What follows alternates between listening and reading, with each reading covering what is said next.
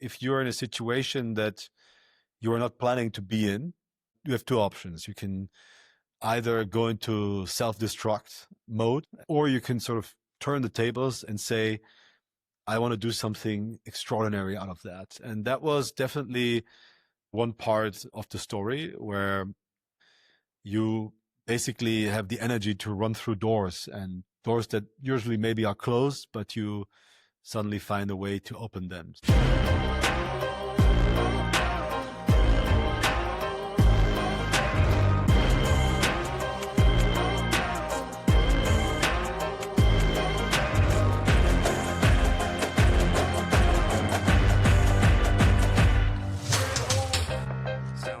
Welcome to the series The Art of Quality in Building, where we uncover the stories of outstanding builders, from business owners to master craftsmen and artists. By listening closely, we may find patterns that teach us how to integrate quality into our own building journeys and lives. I'm your host, Ferdinand Bennigsen. This podcast is sponsored by Atacama Partners and Karl von Rohrer, two Munich-based asset management firms that invest in quality, growth-oriented public companies. Ferdinand Bennigsen is co-owner and portfolio manager, respectively. The content is for informational purposes only and does not constitute investment advice. Today's episode is about the story of the renowned Buchinger Wilhelmi fasting clinics based in Germany, Spain, and soon France, and its owner Leo Wilhelmi, who runs the business together with his cousin and brother in the fourth generation. Leo shares the founding story of his great-grandfather Otto Buchinger, who was the personal doctor of Prince Adalbert of Prussia during the early 20th century. He fell incurably ill, but serendipitously stumbled over a water-based fasting cure that he developed into the famous Buchinger Wilhelmi fasting method. Leo then shares how a century later he faced a similar turning point. What began as a challenging situation unexpectedly placed him at the center of his generation's biggest project, building a new clinic in the south of France. Welcome to the series, The Art of Quality in Building. Today we are talking to Leo Wilhelmi. Leo, it's wonderful to have you. Thank you. Leo, you're the owner and co-CEO of the famous fasting clinics Buchinger Wilhelmi here in Lake Constance, where we're sitting. Mm-hmm. The first clinic was built by your great-grandfather, Dr. Otto Buchinger, roughly like 100 years ago. Mm. And he pioneered fasting in Europe. Today, you're running two clinics together with your cousin and your brother here in Germany, Lake Constance, as I just said, and in Marbella in Spain. And with many years of planning, you're now taking a massive step of building a third clinic in the south of France. We are very excited to hear more about that, how you built that and how quality played a role. But before we look into the future, let's travel back in time together. Could you tell us the founding story of Buchinger? Yeah, sure. So when we tell the story, which is the story of my great-grandfather, Dr. Otto Buchinger, and at the same time, as in many family businesses, it's also the birth moment of our family business. So family and business have the same origins. And Dr. Otto Buchinger was, you can say, a pretty normal doctor. So nothing pointed to the fact that he would be known 100 years later as the famous fasting pioneer. And he was a marine doctor. So he was on aboard a ship, taking care of a ship's crew. When at some point during his service in the marine as a doctor, he fell sick. He had a polyarthritis, which was something that led to a high level of inflammation in his body. And that slowly but surely crippled him. He was discharged of the military as a fully invalid person, so unable to perform his duty as a marine doctor. And he watched a slow decay of his body, as he wrote in his diary, until the point where he reached almost the point where he was in a wheelchair. And this was the moment where conventional medicine had sort of written him off, labeled him a hopeless case. And that's where a friend of him told him, why don't you go and try fasting? There's this doctor that actually came back from the US and had picked up fasting as a way to treat people for various indications. And at first he was a bit skeptical. He said, fasting, I have 4 children, I have a family, I have barely enough money to feed them. Now I should go and fast. This was counterintuitive for him. So, but he did nevertheless go, and he performed a 19-day water-only medically supervised fast. And this was, for him, he came there in a state where he was very sick. His health had decayed rapidly. So this water-only fasting impulse saved him. He was completely restored, physically and mentally sharpened. But he later said that this was the hardest fasting experience he ever had in his life, the first one, water only, and that he wanted to provide his patients with a fasting method that had the same effects, but was a little bit easier to perform. And that's where he came up with the idea to create his own fasting method, which is a method that is a little bit, has a different protocol. But that was sort of the birth moment. And then the interesting fact at that time, this was roughly around the 1918, 1919. So really in war times. And so he said, okay, this was a magical experience. This was something that as a doctor, he couldn't explain himself. It was almost like he was resurrected. So he was a deeply religious man, a deeply spiritual man. So for him, this was like a cathartic experience where he got a second chance. And at that time, there was no literature on fasting that he could find. There were very little practitioners. There was no internet. There was no ResearchGate. There was no. So he basically turned to his own experience, his knowledge as a doctor, but also his personal experience as a spiritual man, and weaved it into what he then called the Buchinger fasting.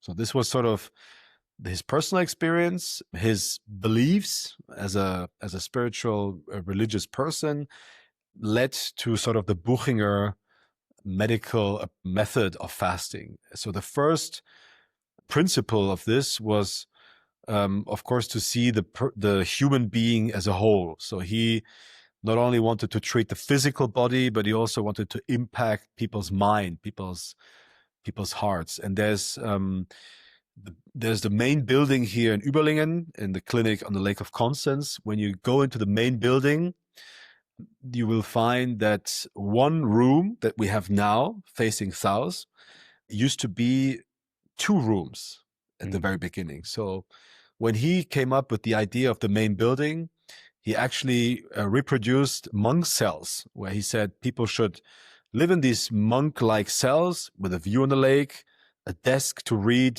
Schiller and Goethe, a bed, and then they should be fasting and focusing only on the experience. So there's a very pure element that came from his personal experience that sort of fed into the Buchinger method. You mentioned the principles, the very beginning of them. Mm-hmm. How have they evolved over time? So the Buchinger principle, the Buchinger method is built up where we have fasting in the center of everything that we do. So when a patient comes to us and gets treated by our doctors, our therapists, our nurses, the main aspect is always fasting, and it's in the core of our method. And around the method, you have what Otto Buchinger called supporting methods of fasting. And these, at the time of Otto Buchinger, were homeopathy, cold water exposure, nature, music, humor. He called them invisible guardians. So, for example, this could be texts that you recite, that you memorize. This could be songs that you can pull up out of your unconsciousness. And so this was sort of the framework he built around fasting. And we have always kept fasting at the center of everything that we do. Of course, now you have intermittent fasting, the classic Buchinger fasting. You have nutritional protocols that have evolved, but it's still in the center of everything that we do. And the supporting layers around that are the ones who have evolved over the last 4 generations of people that have worked in our clinics. So, for example, now we still keep cold water exposure, we still keep culture, we still keep humor, music, but we've added things like diagnostics. We have a laboratory work that we do with patients. We have therapies. We have psychosomatic work. So there's a lot of things that have sort of been added to support the fasting of all of our patients. So interesting, because it goes very much, I can imagine, goes very much against the kind of the zeitgeist at that time, right? Being involving those kind of methods and those kind of practices into like something that is like meant to be like clinical and it's interesting. Do you know how he came up with those? Like, did he travel, or were they coming? You mentioned he was very spiritual. Was there some kind of an intuition that guided him? The last emperor of Germany had a son, Prince Adalbert, and Otto Buchinger was stationed on the ship of Prince Adalbert. So he was basically the personal doctor of the prince. And the prince always had, of course, invitation, access to all sorts of cultural elements at a time where this was not normal. So Otto Buchinger had the great luck that he was on this ship. And of course, the prince took him everywhere. So he went to Africa, to Asia, and he was always very well received by either other royals or leaders of the area where they went. So he, for example, wrote in his diary about an encounter with a Brahman, and other things also sort of deeply touched him and showed him that there is a deeper connection to life. And he, of course, weaved this into his personal belief. He was very Catholic. So at some point he was a Quaker. Then he converted to Catholicism, and he used this very much to guide him also during this unknown fasting activity as a doctor. Of course, you can imagine that when you start practicing fasting on a medical level, at first people were very skeptical of him. He was very much sort of, oh, this is a bit weird what he's doing, and fasting was only a thing in religious context at that time. Then, of course, the Nazis took power, and the Nazis, we've forgotten that a little bit, but the Nazis were very keen on vegetarianism, on nature. They used this, the predecessors of the hippies, which were the Reformbewegung. The Nazis capitalized on that. When the Industrial Revolution happened, there was so much change in the world that people went back to nature. They sort of picked up again at nature, and so they formed clubs, Vereine, Naturvereine, so nature associations, and this is something that the Nazis then used because they were very close to the German cultural ideal at that time. And so the Nazis were very keen on what he was doing. They also encouraged him to write his famous book, Das Heilfasten. He always said, mein Führer is Jesus Christus. So he was always very clear about the fact that he was not on the side of the Nazis. His wife was partly Jewish, so he was always clear that this was not something that he would be going with. But of course, the zeitgeist then sort of helped him to pick up his work. Then, of course, after the Nazis came the period of the German Wirtschaftswunder, so these very, very steep economic growth. And then in 73, when we founded the clinic in Marbella, this led also to a very, very high exposure on an international scale, because the patients that went to Marbella were always sort of part of the jet set, international clientele. And we were amongst the first clinic hotels that sort of started in Marbella. So we had a very high exposure from the beginning, which led to international patients also coming to Überlingen. So this was a very nice cycle. And so fasting was then sort of becoming very popular. We gathered a lot of clinical experience. So of course, when you are practicing for 20 years, for 30 years, people are starting to trust you. We got more knowledge, we got more clinical experience. We also grew in medical quality, if you like.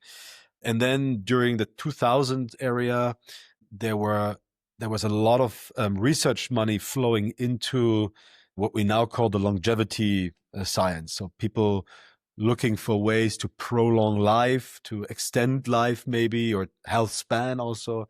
Longevity is always the expansion of lifespan, but also health span. And you can say almost by accident, people stumbled across fasting and discovered that caloric restriction leads to a longer life in humans. And so then came the last wave of fasting research that sort of came first from the US and then also from Europe. And now fasting is part of the pillar construct of longevity. Longevity has various pillars like nutrition, sports, mental health, fasting. And so this leads to us now being also part of this longevity medicine, where we are now sort of establishing ourselves also in this market. Which is so interesting because you were doing longevity work long before it was coined longevity. Yeah, of course. That's when you talk to my mother, who's been sort of working in fasting medicine or Buchinger medicine for the last, say, 50 years. She says that there had always been sort of waves of concepts that sort of happened over time. You had these different diets like Atkins diets, and you had the protein diets, and now it's called longevity. Now the overarching goal is longevity, but the underlying factors have basically stayed the same. So people pursuing better health through various activities, and good nutrition, good sports, and fasting have always been sort of the pillar of prevention medicine, and now, of course, also of longevity medicine. So we're always a bit sort of readjusting our focus, but the experience and the results stay the same.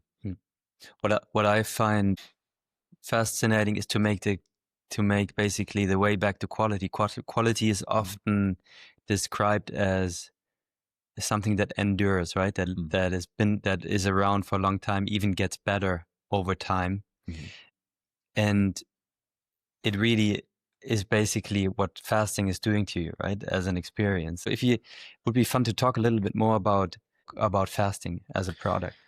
So first of all, I like to explain to people what fasting is in my eyes, or what fasting does in my eyes. And the first thing that is critical to know is that when people hear about fasting and have no connection to it, they think of it as something unnatural or something where you go, oh, I have to go to this place, or I have to commit to 10 days, 20 days of not eating.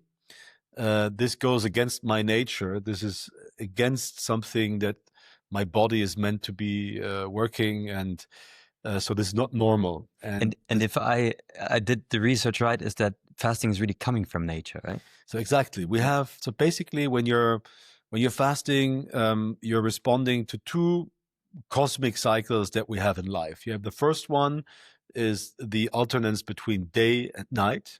In the day you were eating, and in the night you were fasting. The first meal is called the breakfast. So you're meant to sort of fast in the night because you're sleeping, you're not eating food. It was back in the days, it was dark, so you had no possibility to eat.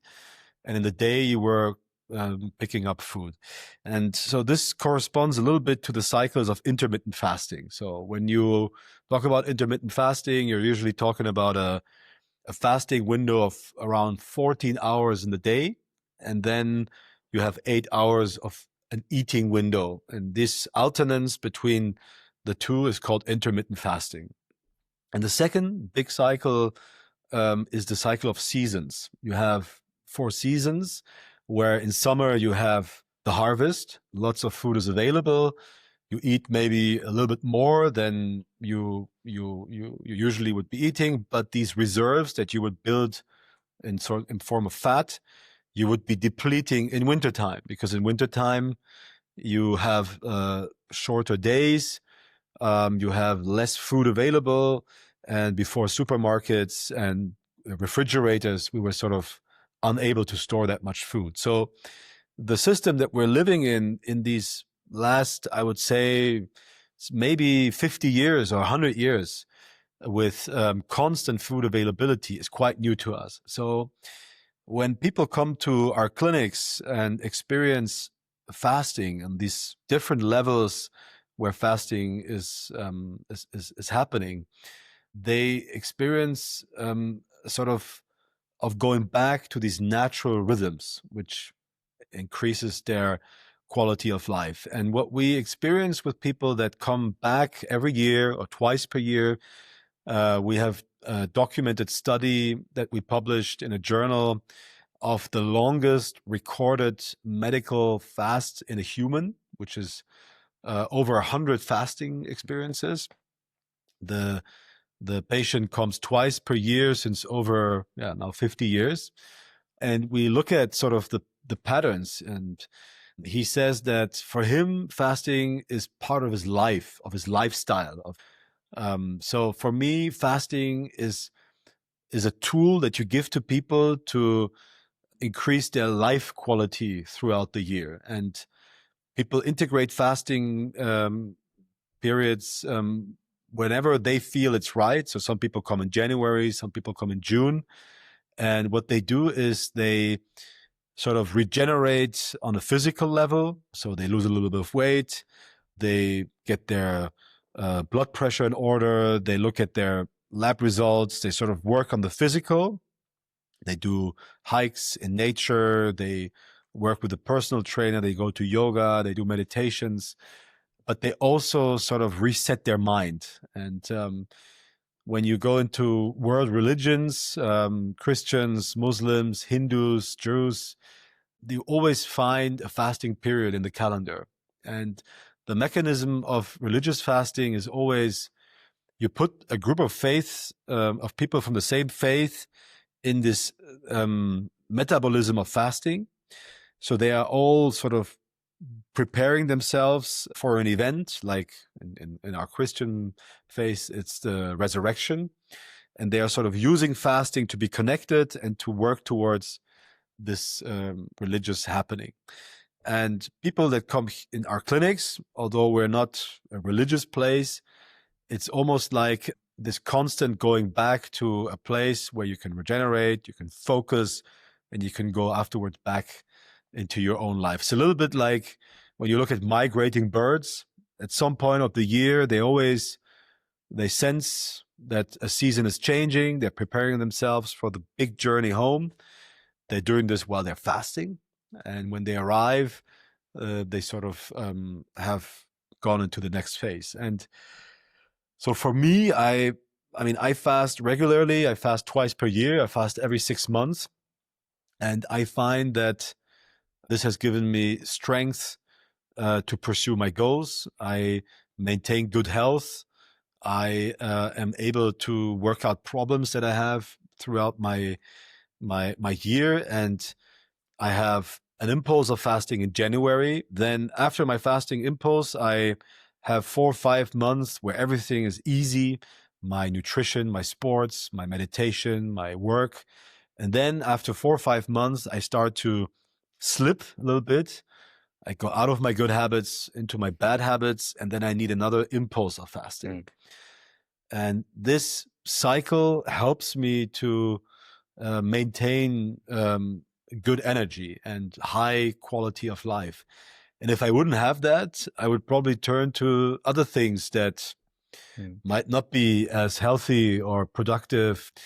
I might be maybe excessively, doing sports or working too much or smoking or finding other channels. So, and when I look at our patients, I always see the same patterns, and that is that they all tell me that they have the chance to be a better person, a person that is closer to the actual person that they feel like they are.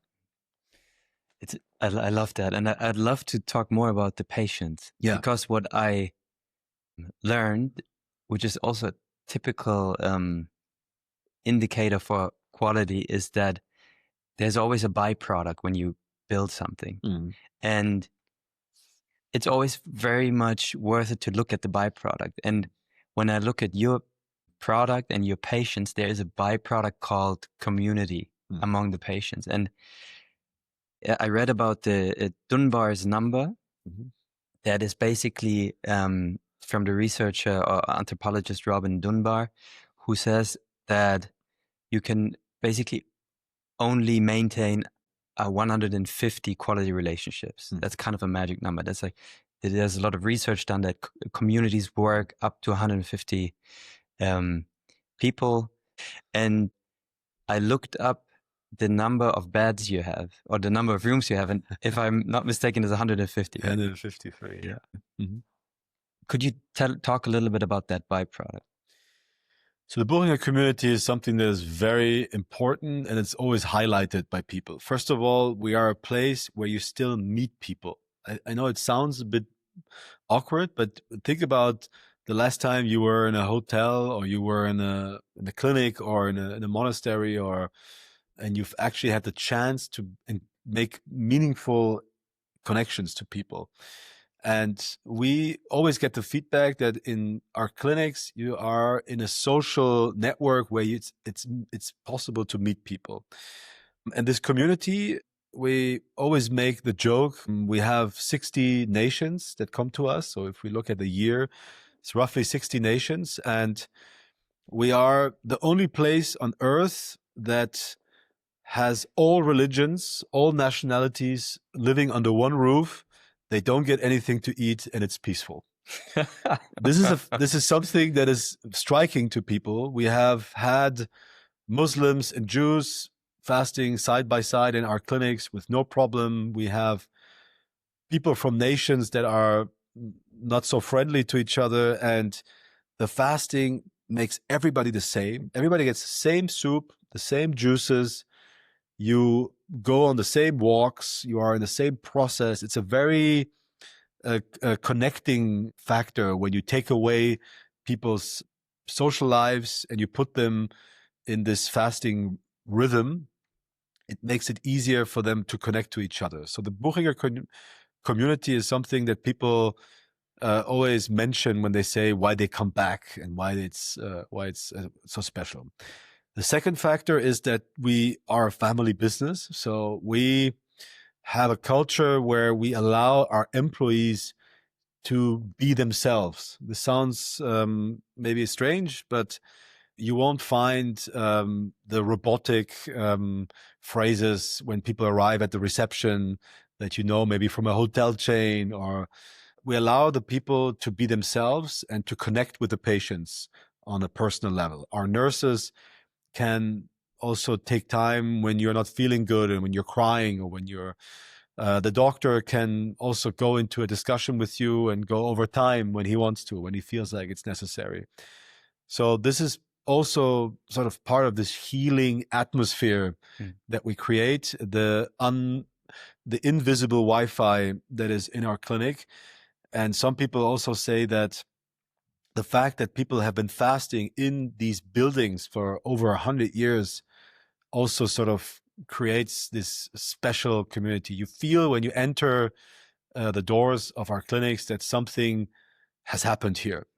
Could you share a story that brings that community to life? I know that there's businesses that have been founded based on a meeting here, and there is complete life changes.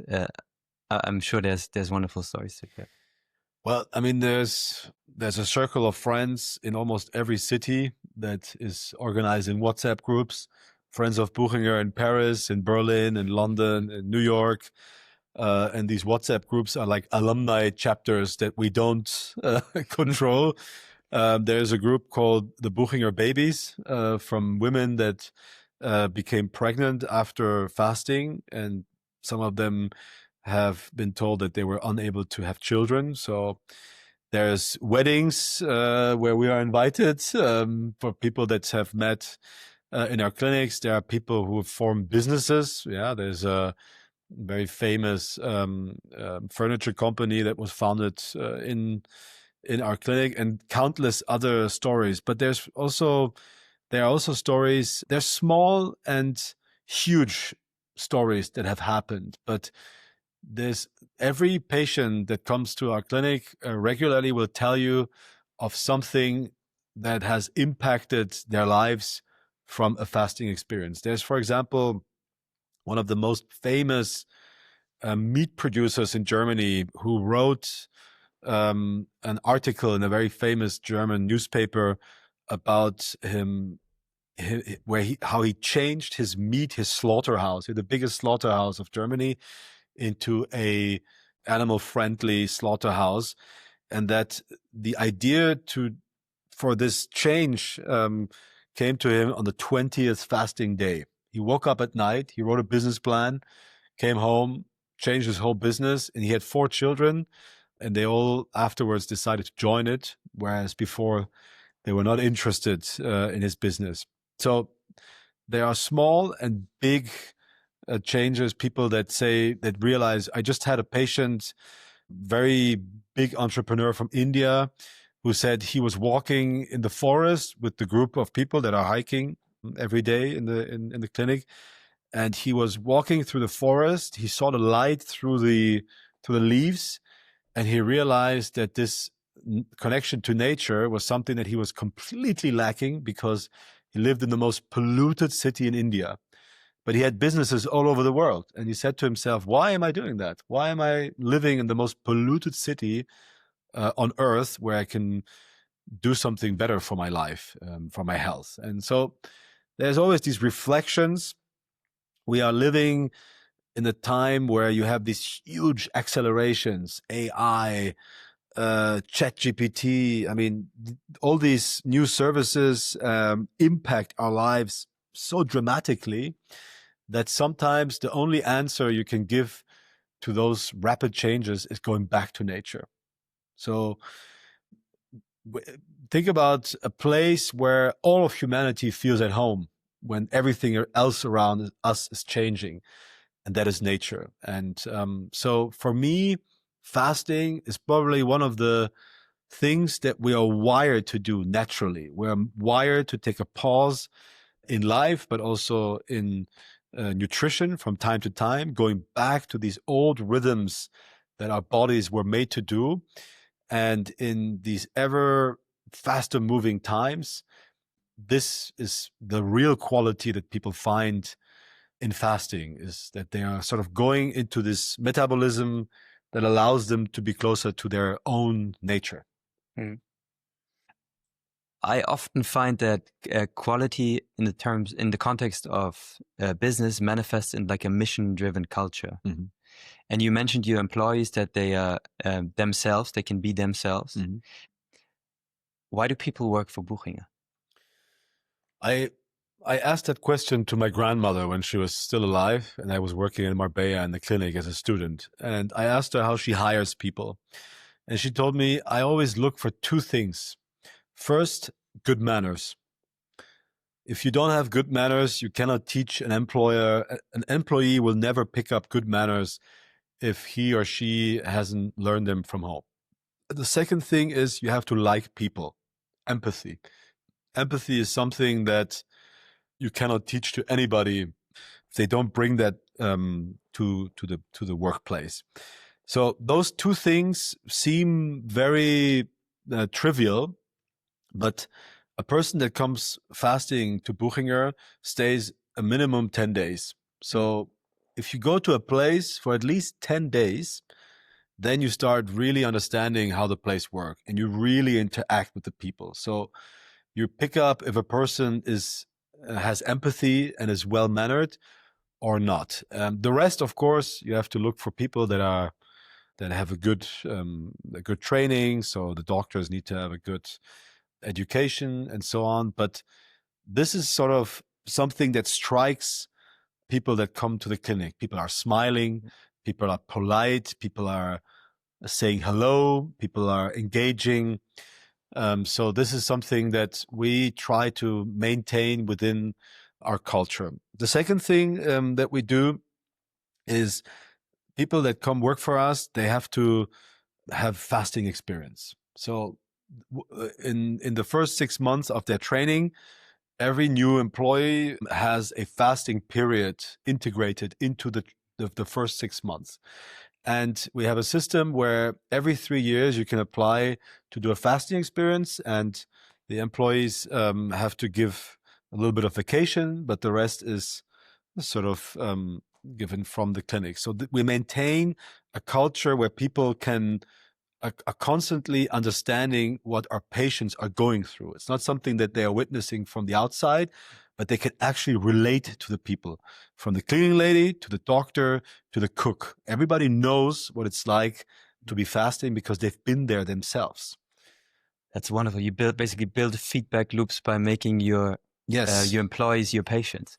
Yeah. You have to create a culture where people know what it. Think about a person that comes to the clinic for the first time and comes to the reception, is a bit stressed, is a bit short, has a short fuse, is a bit angry maybe because long flight, lots of calls, and actually no time for these 10 days of fasting. Then maybe, they're a bit rude or they're a bit harsh. And the receptionist, because they have all fasted, they know exactly what it feels like. So they know how to take that person. Same is true for the nurses, they know exactly that on day 1, the person might be a bit like that, but on day 3, this might have changed, So there's this sort of embracing people in this very particular experience that is fasting. It's when you read fasting literature, scientific findings on fasting, 80% of them are based on mice or on bacteria that has fasted. So there's a researcher that was asked in a conference on fasting if he has experience with meditation, scientific findings on meditation. And he said, I don't know, I cannot let my mice meditate. Same is true for fasting science. When you have 10 mice that are fasting and you have results, a human being might react completely differently. So the fact that we are very experienced in how humans respond to fasting sort of nurtures this very, very specific culture of our employees. And there's also the fact that if you are sensible to work in an environment where people are fasting and going through these changes, so that you live and work in a place where people can go through life-changing experiences, and this suits you, then people click, and then they stay for a very long time. We have very long, people work for a very long time in our clinics, unusually long if you compare it to the median work years that people have these days. So it's also this nice self-supporting circle because they see patients coming back every year. The patients see the same employers, and there's these deep connections that are formed where the patients come to our clinic and say, I want to be treated by my doctor, my therapist. I want to sit at my place in the restaurant. I want to do, so they create these sort of habits, and that's a very beautiful surrounding. Mm. That's wonderful. So there's also a feedback loop directly from the patients, right? Like the example where they want to sit and you pay attention. Yeah. The quality of paying attention, noting that down. We have in our basement, there's a huge rack with, 50 suitcases that people leave because they say, I don't want to pack every time I come. So there are bicycles there. So people leave basically their whole sort of network of things, and somebody said it's a home away from home, and they come back to this. And if you dig a little bit deeper to this sentence, having a home away from home, this means that you have a place where you can go to sort of get your things in order, your physical body, your mind. And there's a very nice quote that Otto Buchinger wrote in his diary when he had his first fasting experience. And that is that he wrote that this fasting experience changed my life and my existence. And what he meant by that is that it affected his life, so his body, the way he functions in society, how he approaches his work, how he can be with his family, his friends, but also his existence on earth in a spiritual way. So he found his place in this world and his direction where he wanted to go in life. And if you compare this to the religious fast, where you have a group of faithful people that fast for a specific period until the end, when you have the resurrection, for example, of Christ, that's also sort of an event that you can fast toward. And Otto Buchinger liked this duality of saying you can use this fasting to sort of go back to your existence and to your meaning of existence. Where are you in this world? What do you want to achieve? What do you want to create? What do you want to do? And fasting for him was sort of the possibility to go back to square one. Every time you fast, go back to square one and start over again. And so for him, before you had all this scientific finding and literature, this is what probably motivated him at least as much as the medical effects, that these people were doing these incredible journeys and sort of answering questions that they had for a very long time during fasting. And we observe this still to this day. And this is why we have chosen our mission statement. We have looked at what Otto Buchinger said, that his life and existence was impacted, and we translated this into we want to empower people to live a healthy and fulfilling life. So fasting for us today, there's a lot of aspects that are medical. There's a lot of aspects that are happening in the physical body when you're fasting, but there's also a lot happening on your mind, in the mental space. So when we explain to people what Buchinger is, what the clinic does, what we do every day, we always say we are a mix between a clinic, a hotel, and a monastery. These three elements are configured differently by every patient that comes. If you go to the clinic now, you pick out 10 patients that are sitting in the salon, and you ask them, why are you here? They will give you a different answer based on clinic, so the medical side, hotel, so the space, you can say hospitality also, the space that they are in. You've talked about this invisible Wi-Fi, and also the monastery, the monastic experience that they're making.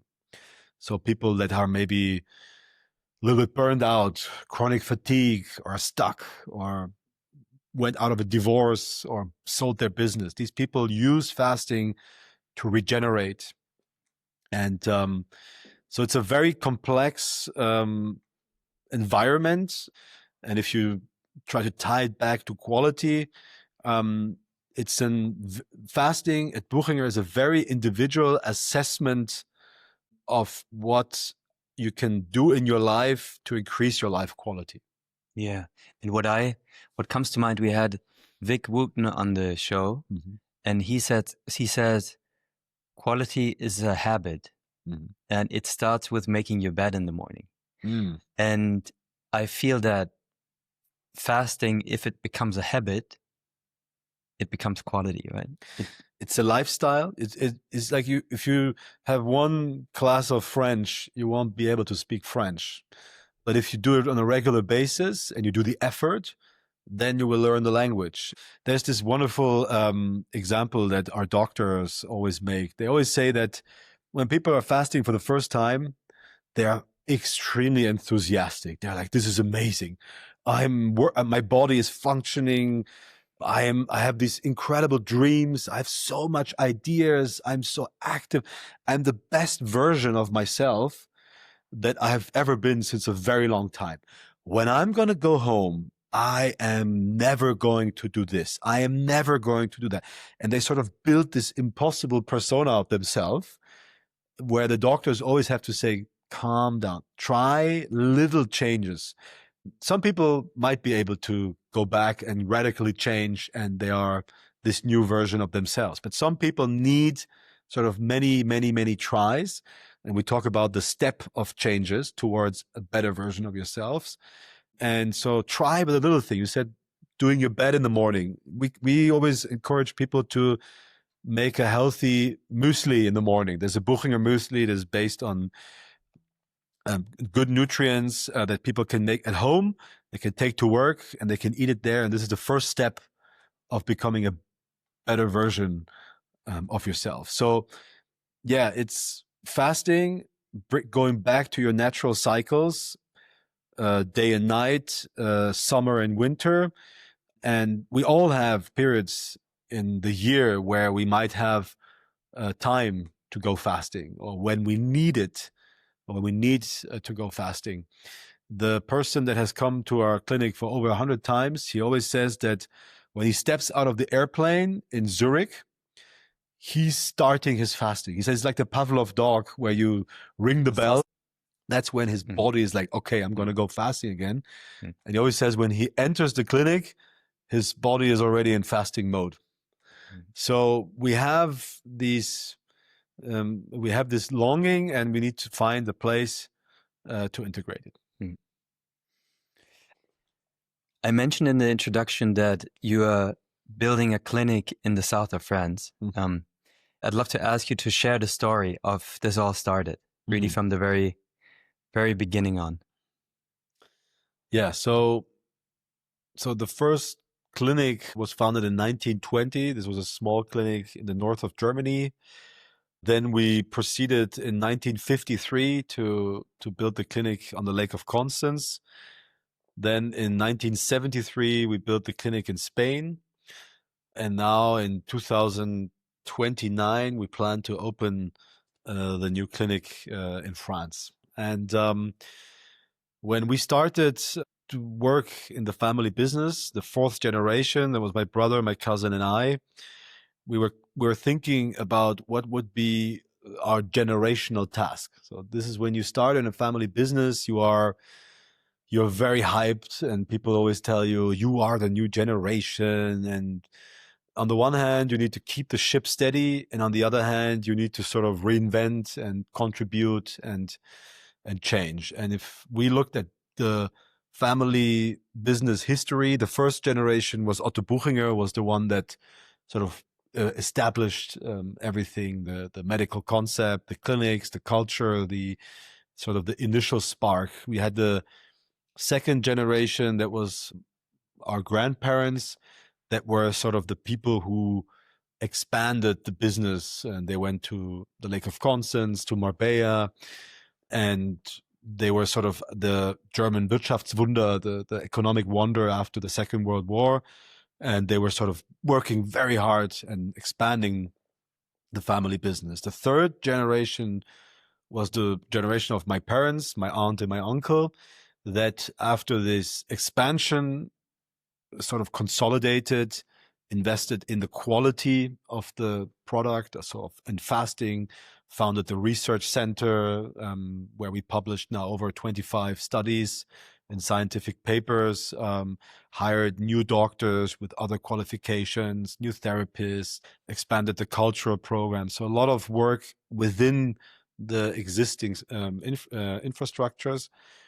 And our generation, we have the feeling that we now have to sort of bring our concept to a wider audience. And so we felt like we needed to found a new place where we could sort of showcase the latest version of what our great-grandfather founded. And when we started to think a little bit about what could this look like, of course, the world was totally different at that time. You had interest rates at almost 1%.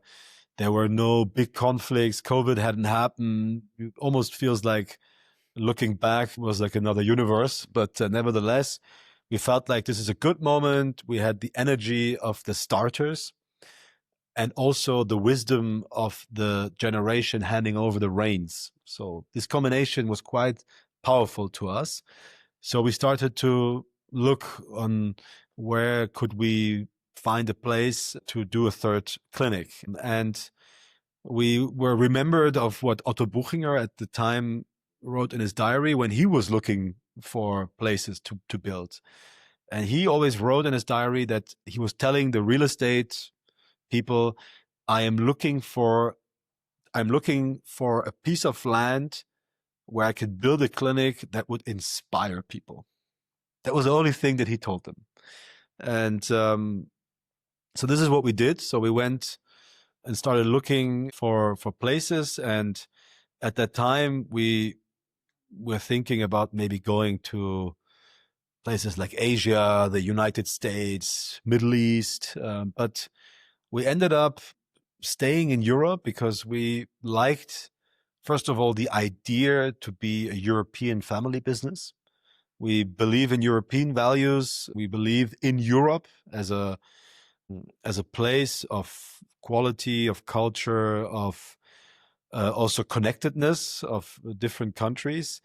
And we are already established in Germany and in Spain, and France is a country that is not only close to our family. My great-grandfather is Parisian, so he's French. My mother is from Geneva, so we were taught French as a maternal language. So France is very close to our family's culture. We understand the country. We feel close and connected to the people there.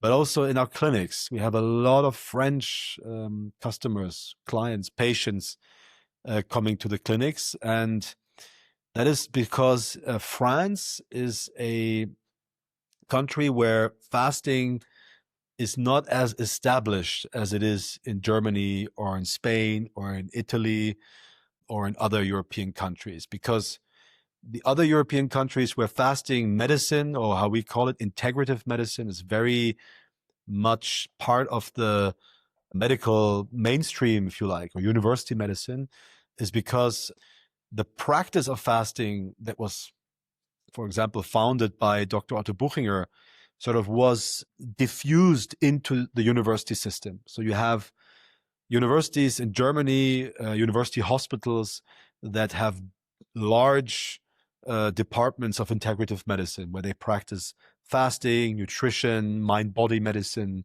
You go to the Charité in Berlin, there's a big hospital, the Immanuel Krankenhaus, where they do very, very high quality integrative medicine, fasting, patients that are coming for fasting and others.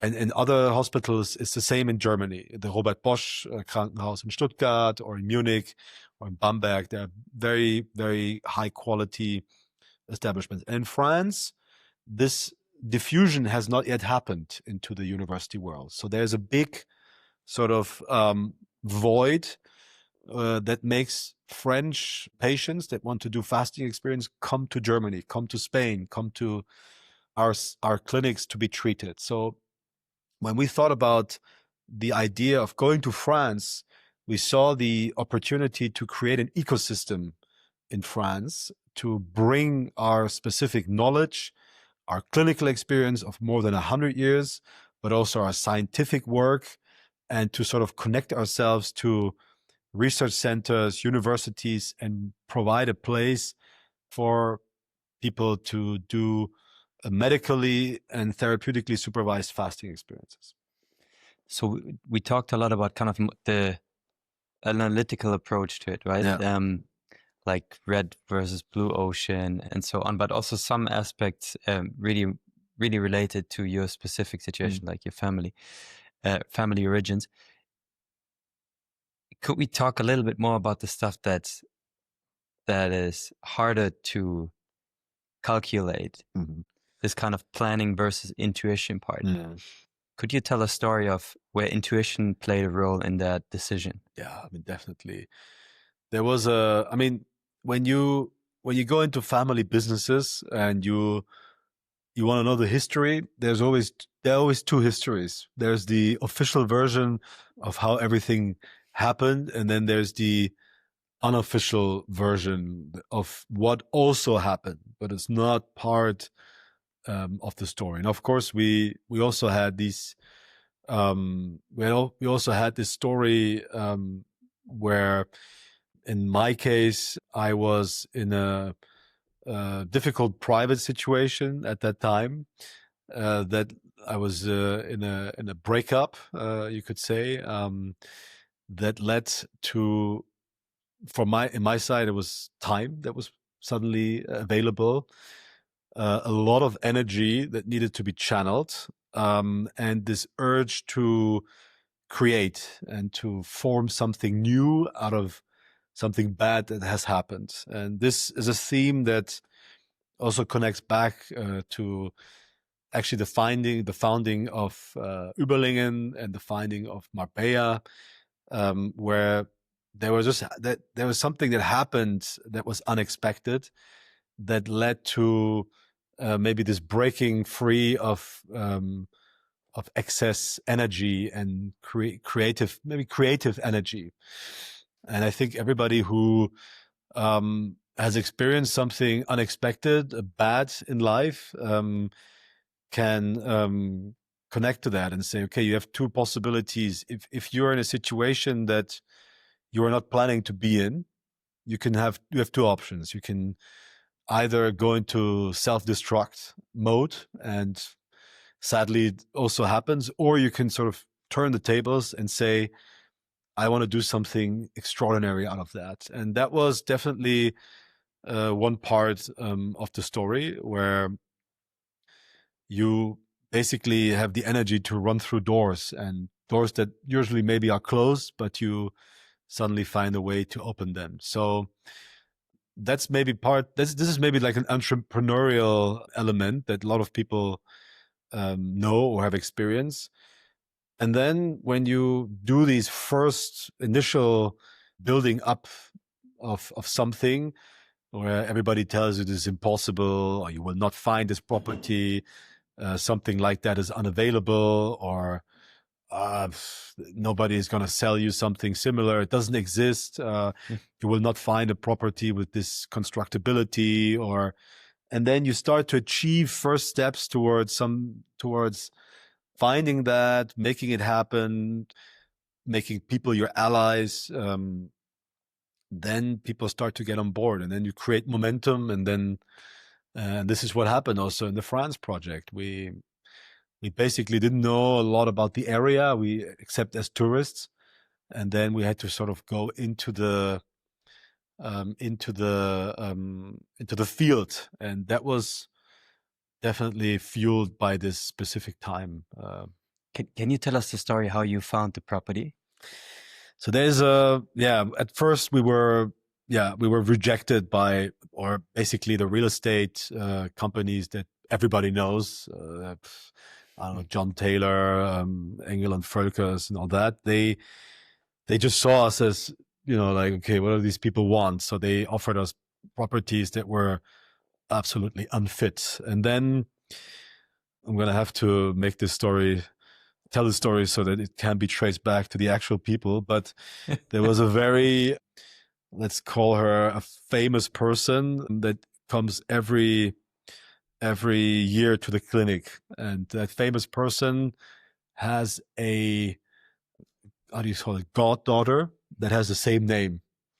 And I met this person and told her about our goals, and she said, okay, I know one person that will help you find properties, and you can write that person an email and say that I sent you. And I did that, and the person actually thought I was the grandmother, or that the grandmother had sort of had been put in contact. So he immediately started working. And then when we had the first meeting at the airport in Nice, he picked me up and he looked at me and he said, how old are you?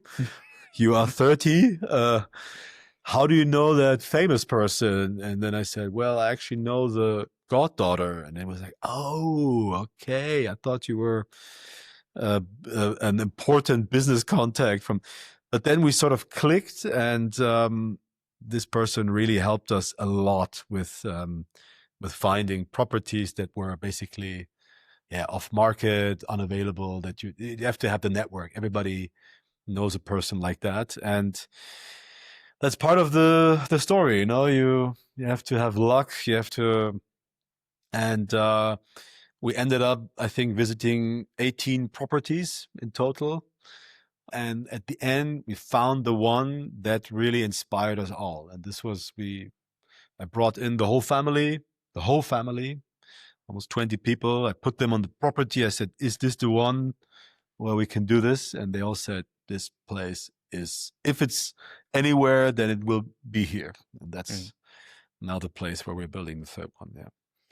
Yeah, like the principle of time and patience emerges, right, as a form of quality. And there's a wonderful quote from the Tao Te Ching, which is, nature doesn't hurry, yet everything is accomplished, right? Time is an element that is typically scarce, but if you turn it around and make it your friend, make it play for you, you get to like nonlinear outcomes, right? And I feel that from having on the sidelines during this journey, which is of course still ongoing, that you have developed, or you have really a strong sense for that, of making time your friend, right? And I wonder where this is coming from. And I know that faith, like your great grandfather, faith plays a big role in your life, and maybe even is becoming stronger.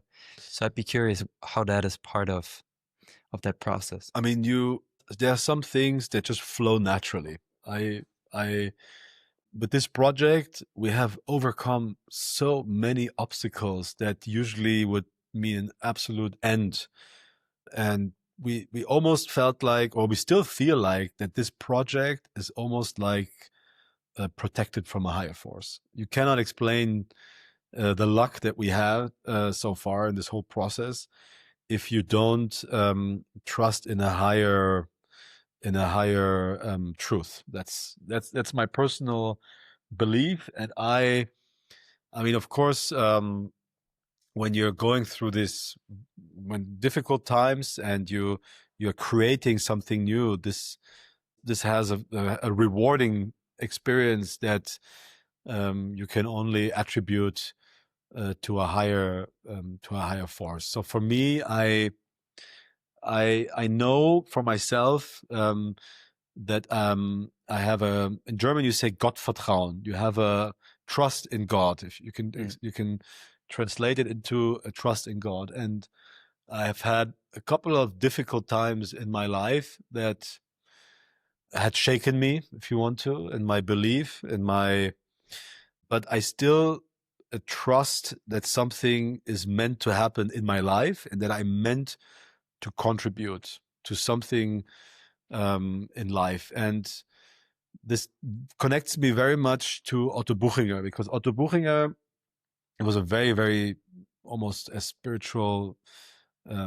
Some people say he was almost like a preacher, you could say. It's just that there's a story where the Nazis said that no Jew can be treated medically in Germany, and he wrote a letter to all of his Jewish patients saying that he's sorry that he cannot provide safety in his clinics, and therefore they cannot come, but he regrets this. And one of these letters were found when the Nazis raided an apartment of that Jew, and they found this letter and they published it on the front page of the Stürmer. They wrote, "The Schandfleck Dr. Otto Buchinger," so the stain on German culture, Otto Buchinger. Look what a doctor wrote to a Jew. And this at that time meant you were being shot. But he escaped out of that. We think it's because of his old contacts from when he was in the Marine. And from that moment, he said, I am protected and I am supposed to be on this mission to do that. And I experienced this also with the fact that even though I was in this difficult personal situation, this project worked. And so I almost felt this this urge to continue and to do this, and the same is true for the rest of the clinic. This when this works and you feel like you're in the right place, this makes you able to create. This. So I don't know if you want to call it a faith, but if in a family business you find a connection back to your ancestors, and you have always read and heard about the stories of how they created, and you find yourself in the same scenario again, it's kind of a very nice way to think about what you're doing every day, and sort of it's a very motivating and very rewarding aspect of your life. That's wonderful. Yeah. Yeah. It's really a guiding force to continue building. Yeah. Building the business. Leo, thank you so much. This was incredible. We ask our guests a couple of questions at the end, and I'd love to do that too. Let's start with the first one. How can people find Buchinger Wilhelmi? Well, you can find us on the internet. You can call us. You can email us. What I always recommend for people that want to know more about us, we have a lot of videos on YouTube on our channels, the Buchinger Wilhelmi, the fasting experts. You can access our podcast in French if you want to listen to us in French. But the best thing is to come and experience a fasting once for 10 days minimum. If you have 10 days to spare, then come either to Germany or to Spain or soon to France. Or if you want to order our fasting box, when there was COVID, we had to sort of almost close the doors of our clinics. We quickly came up with a package that we wanted to send people home while they were not able to travel to our clinics. And so we came up with a 5-day program that you can do at home if you are in the area that we ship in. So this is the Fasten box. So you can look it up either on the website of Buchinger Wilhelmi, or if you type the fasting box Buchinger Wilhelmi. And you find us, of course, on social media, Instagram, Facebook, X, and so on. We put all the links in the show notes, so you can click on them. Is there anything you need help with? The building up of this new clinic in France puts us in front of a lot of challenges. So what I would need help with is from people who have experience in 5-star luxury hospitality, because the processes from that world are something that we can learn from. So we are very confident in the medical sphere. We are very confident in the monastery sphere. But in the hotel sphere or the hospitality sphere, especially for the new clinic that we're building up in France, we're going to move into a segment that is new for us, 5-star plus. So everything that is coming from that direction, people who want to work for us or want to consult us or help us, that's something where I'm at the moment trying to learn. Wonderful. And the last question before we close, could you share with us your most memorable encounter of quality with a capital Q? It's a very difficult question, because you have to think about the impact on your life, and quality is a very subjective.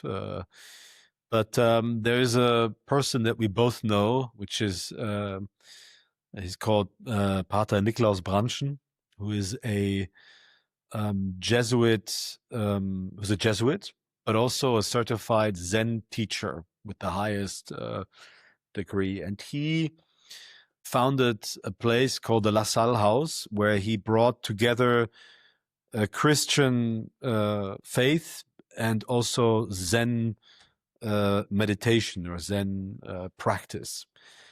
And I spent 2 weeks in the most difficult moment of my life at the center with him. And he took the time to teach me from his difficult journey and how I can use my my grief, my anger, my this dark place that I was at, and create something good from it. So that was sort of this, and so this boomerang of emotions and the ability to channel to create something good out of something bad.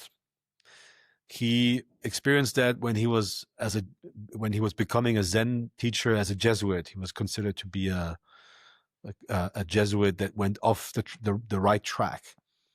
He has a cancer where he now lives with almost 40% of his stomach, but he says since he has had the cancer diagnosis, he lives even better because every day is a gift.